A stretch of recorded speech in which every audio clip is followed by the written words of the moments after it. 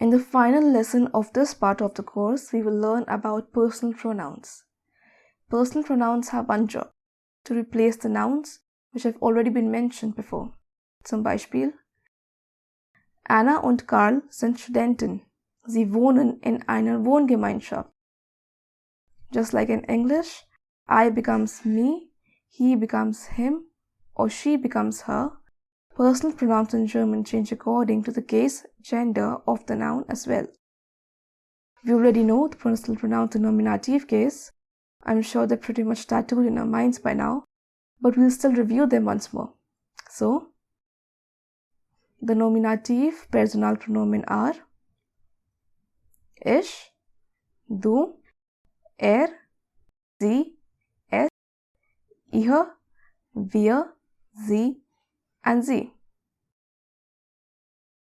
Now the personal pronomen im Dativ are as follows: mir, dir, ihm, ihr, ihm, euch, uns, ihnen, and ihnen.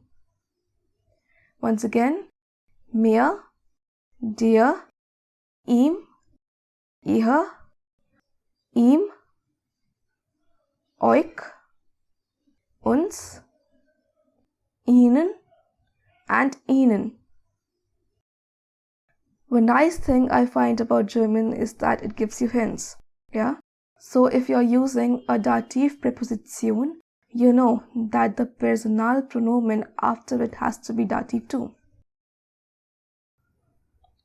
Zum Beispiel: Sie geht mit ihm spazieren. Sie geht mit ihm spazieren. Or ich reise mit ihnen. If you are using a dative verb, yes, verbs can be dative too. Some of them are antworten, danken, helfen. Luckily, the list of these verbs is not too long. You can find the list of these verbs at the end of the worksheet. Anyway, the pronoun after a dative verb has to be dative. Zum Beispiel: Das Buch gehört ihr. Das Kind hilft mir. Klar? Thirdly, if the pronoun is a dative object, an indirect object, then you use personal pronomen im Dativ. Zum Beispiel: Ich gebe ihm einen Kuli. Now all of these rules apply to accusative as well. Let's quickly have a look at them. Mich, dich, ihn, sie, es, euch, uns, sie, and sie. Once again: mich, dich, ihn, sie, es, euch, uns, sie, and sie.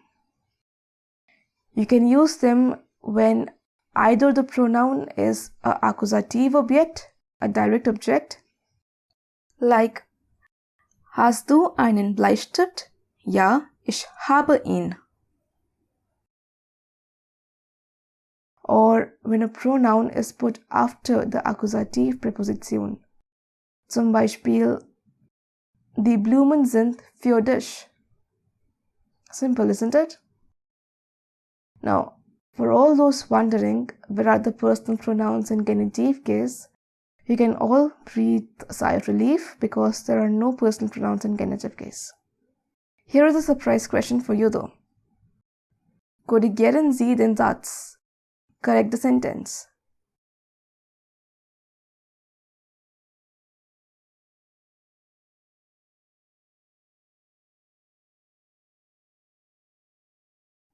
Die richtige Antwort ist, the correct answer is, antwortet ihr nicht.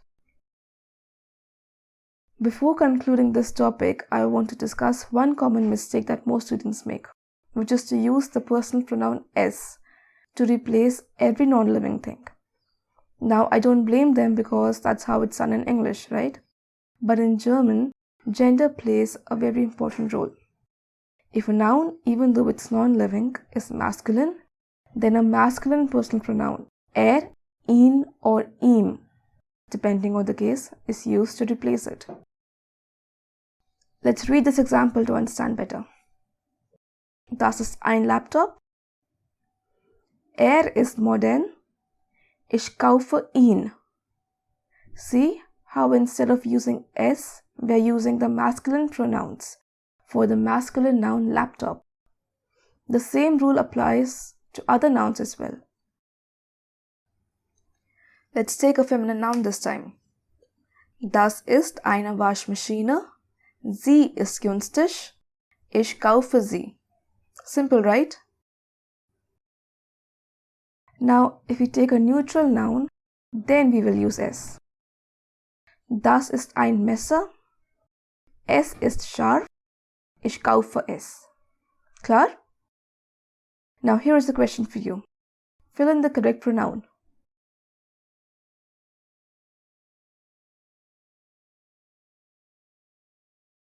Richtig. Das ist ein Museum. Es ist sehr alt. Ich besuche es jedes Jahr. Good gemacht. Do the worksheet to practice more.